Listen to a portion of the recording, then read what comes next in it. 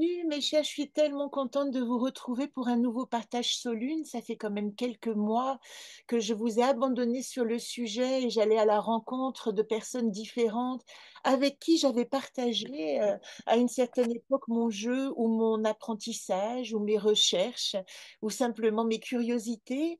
Et puis nous nous étions rencontrés pas seulement autour du jeu, mais évidemment aussi autour de leur pratique personnelle, d'un accompagnement ou en tout cas d'une envie d'aller à la rencontre des autres et de partager un désir de mieux-être, on va dire. Je vais le traduire comme ça. Alors aujourd'hui, j'ai l'immense bonheur, je ne peux pas dire autrement, Marilou, de vous présenter ma petite chérie. Excusez-moi si je suis intime, mais nous avons vécu une aventure extraordinaire en 2017 quand elle terminait ses études en communication, c'est qu'elle m'a accompagnée pour créer carrément un festival autour de mon jeu, Anacarte, un festival qui réunissait 29 artistes qui avaient chacun colorié une carte.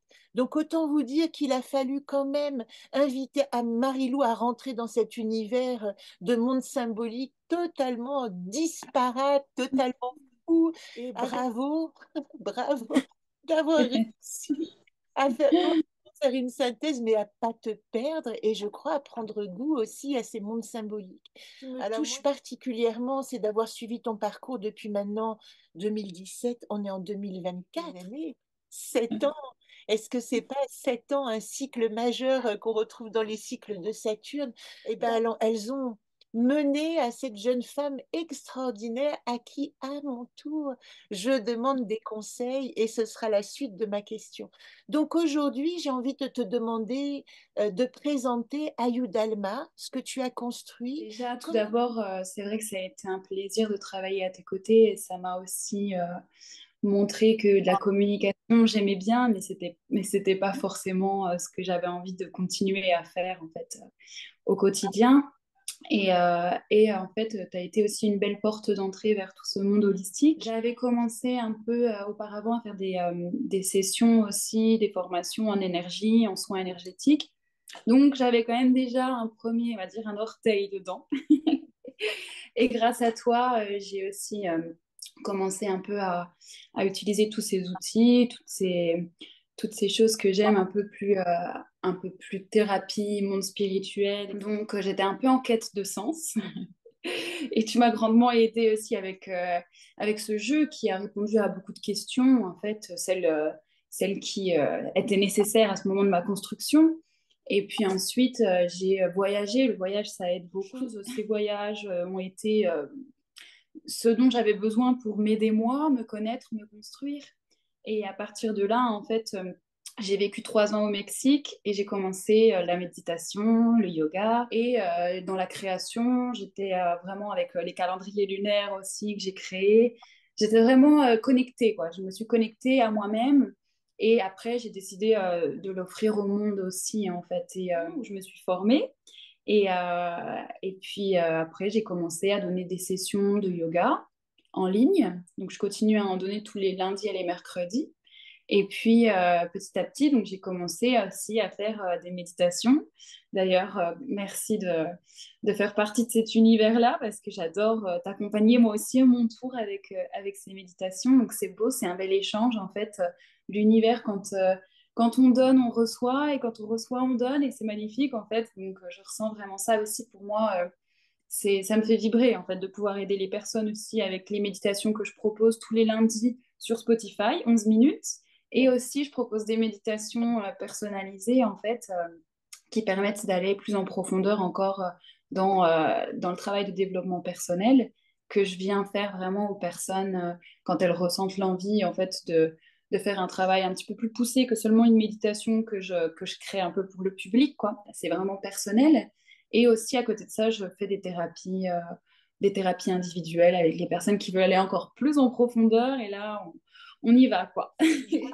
Pour moi, ça résonne parce qu'il y a un vrai don et quand c'est un vrai don, eh ben, on le reçoit à l'endroit où on en a besoin. Et ça marche. Mhm. Et je voudrais préciser pour la méditation personnalisée que, voilà, pour moi, comment ça a fonctionné. J'ai répondu à un questionnaire assez personnel sur mes attentes, sur mes envies, sur mes préoccupations du moment. Mais ce qui m'a touchée particulièrement, c'est la délicatesse. C'est-à-dire que tu trouves des mots, certainement par une inspiration, en te connectant à ce que tu en ressens de partager. Et tes mots, tu sais, sont si exacts que moi, je l'écoute matin et soir, ta méditation, et je n'arrive pas à répondre à cette question tellement elle est profonde. Je peux pas la partager parce que c'est très personnel, mais ce qui me touche, c'est qu'à chaque fois, au lieu de me dire, ah, ça y est, ça me fait du bien, elle a répondu, euh, je me regarde et je dis, comment tu peux répondre à ça encore? Et aujourd'hui, Mhm. comment tu peux répondre? Et demain, comment tu pourras répondre? Et est-ce qu'à un moment donné, si tu fais confiance que la méditation fait ce chemin, que ce mot que tu nous as donné fait ce chemin, comment est-ce que tu vas pouvoir tout à coup dire, oui, j'ai une réponse personnelle à ce que m'a proposé cette personne extérieure et qui a su rentrer à l'endroit où se pose la question. Encore une fois, ce qui compte, c'est pas la réponse, c'est que la question émerge et que tout à coup, quand elle émerge, on le dit, hein, une fois qu'on a su poser la question, la réponse est déjà là, en fait. Complètement, elle est à Je vais vous l'intérieur. donner envie d'aller essayer. Franchement, honnêtement, c'est pas cher. On vous demande, je crois, 33 € pour une méditation de personnalité que vous allez garder avec vous, qui va vous accompagner tous les jours. Je dis bravo. Je voudrais juste que tu me parles de ce projet merveilleux que tu as. Je crois qu'il est complet et qui commence la semaine prochaine. C'est ça? Oui, le 22 mars, j'organise une retraite dans les Pyrénées espagnoles. Une retraite sur le féminin sacré. Donc, on va être un groupe de 11 femmes. Et du coup, ouais, je suis émue parce que c'est la première retraite que j'organise. Donc, je suis vraiment ravie. Ça va être un moment de partage en pleine nature et aussi de découverte. Je vais beaucoup parler du cycle. J'aime beaucoup tout ce qui est féminin sacré, le cycle, les archétypes. Et je vais leur montrer deux jeux et la façon de comment tu as pu aussi, toi, interpréter les cartes et comment aussi une autre artiste a interprété les cartes. Et pour leur dire qu'en fait, on est libre, nous, d'interpréter chacune son archétype. Et je vais leur donner une des cartes blanches, noire et blanche. Et chacune, j'ai des petits feutres acryliques. Chacune, elle va pouvoir interpréter la carte, en fait. Et pour terminer, je vais leur dire aussi, maintenant, c'est le moment d'incarner votre propre archétype. Et elles vont prendre une carte dans le jeu au hasard. En fait, elles ne vont pas le choisir. Et ensuite, elles vont devoir l'interpréter, tu vois. Ça va en fait avec le thème de l'atelier que je vais faire avant aussi, tu vois. Mais j'y vais avec le jeu parce que c'est mon compagnon aussi et il me donne une force pour pouvoir interpréter aussi certains archétypes. Comme tu dis, des fois, on n'a pas forcément la réponse, mais on la ressent en fait parce qu'elle est à l'intérieur. Et donc, du coup, c'est vrai que j'ai dit, ah ben moi, je ne peux pas y aller sans mon jeu. Et ça résonne énormément, tu sais, à travers les enseignements des 13 mères de Jamie Sams, à travers ce que tu racontes, ces cercles de femmes, la puissance du féminin en nous qui permet, dans l'ère du Verseau, pour moi, d'inventer une autre société, d'inventer vraiment une nouvelle manière d'appréhender le monde, parce que c'est un échange. Et ma question, c'est est-ce que tu as une question pour moi par rapport à ce jeu que tu connais quand même depuis bien longtemps, hein? Alors, moi, c'est un jeu qui m'accompagne en fait toujours. Donc, je l'utilise toujours moins. Je joue au quotidien pour m'aider aussi certaines questions, pour savoir un petit peu quelle carte m'accompagne. Donc, je reçois toujours cette gardienne. Donc, c'est celle qui va m'accompagner pendant les 2 semaines. Et donc, je la mets donc sur ma table de nuit, voilà. Et c'est voilà, c'est quelque chose qui m'accompagne et elle résonne en moi, etc. Mais je me demandais, toi, en fait, quelle carte du jeu te représente le plus en ce moment dans ta vie et pourquoi? Parce que cette question, je crois qu'on me l'a déjà posée, mais comme c'était il y a un an et qu'en un an, il s'est Mm. passé tellement de choses et que même moi, physiquement, je ne me reconnais pas par rapport à un an, je me sens juste absolument différente, sans jugement sur l'avant et l'après. Et celle qui me vient le plus, c'est Oulp, c'est l'accompagnement de l'invisible, c'est la capacité que je pourrais générer en moi, ou en tout cas développer encore et encore, à me laisser accompagner par ce qui est, parce qu'en ayant traversé cette maladie du cancer, en ayant été confrontée à ma mortalité d'une certaine manière, en ayant pris Mhm. conscience que j'étais vraiment un être mortel, qu'il y avait un hier et qu'il y avait un demain, que l'hier ne correspondait plus à ce que j'étais aujourd'hui et que le demain était absolument flou pour moi puisque je n'étais plus cet être d'avant. Ben, il restait le moment présent. Et ça, c'est Oulp dans Magnifique. le jeu 2023 que je vais éditer sous forme de carnet à spirale.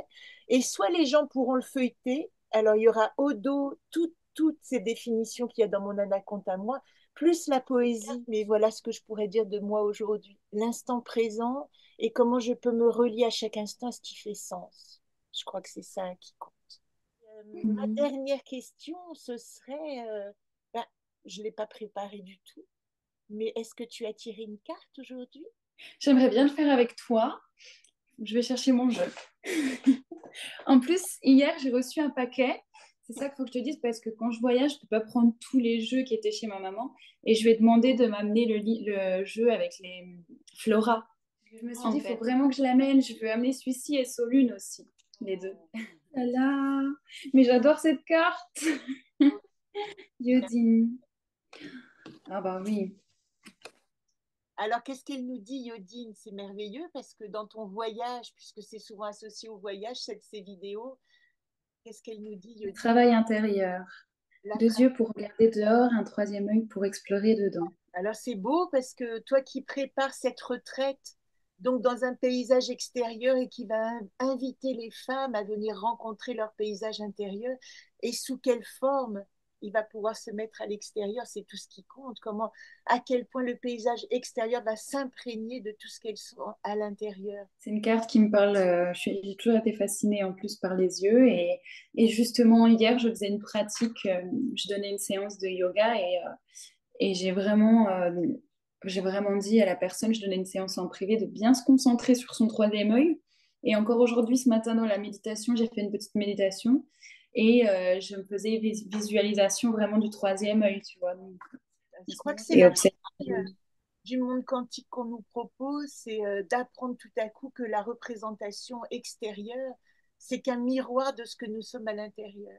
Et au lieu de croire que c'est l'adversité, les difficultés qu'on doit combattre, ben vivre avec ces adversités, rencontrer l'adversaire et le côtoyer, pas vouloir, entre guillemets, guérir à tout prix, mais accompagner tout ce Accompagner. à traverser. Et en fait, plus que jamais, je suis reliée à ce monde intérieur en me disant, ben voilà, on m'a montré un espace de moi-même, une sombreur de moi-même que je peux accompagner aujourd'hui, qui est plus resté à l'intérieur, qui se voit à l'extérieur, et pourquoi pas la foi qu'on peut avoir en l'invisible, que le monde est un berceau, est un cocon qui nous prend dans ses bras, qui ne veut pas de mal, qui, en fin de compte, nous accueille en disant tu as voulu faire cette expérience. Après tout, nous avons décidé de venir nous incarner pour vivre une expérience qui va nous faire grandir, quelle que soit sa forme. On n'en sait rien depuis là-haut quand on n'est pas encore arrivé.